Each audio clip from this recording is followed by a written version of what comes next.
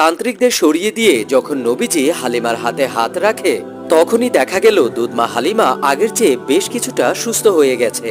তান্ত্রিকরা এই ঘটনা দেখে অবাক হয়ে সেখান থেকে চলে যায়। তারা বুঝে গিয়েছিল এই সেই বিশেষ শিশু। এই খবর তারা ইহুদিদের কাছে পৌঁছে দেয়। ফলে নবীজিকে নেয়ার জন্য শত্রুরা বিভিন্নভাবে হালিমার বাড়িতে আক্রমণ করে।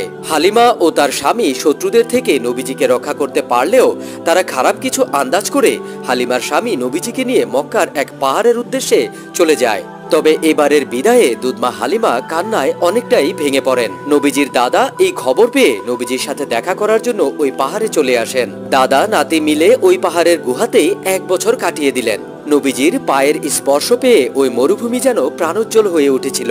মা আমিনা একদিন নবীজিকে নিয়ে ওই গুহা থেকে বের হয়ে মদিনাতে চলে আসেন তার স্বামী অর্থাৎ নবীজির পিতা আব্দুল্লাহর কবর জিয়ারত করার উদ্দেশ্যে।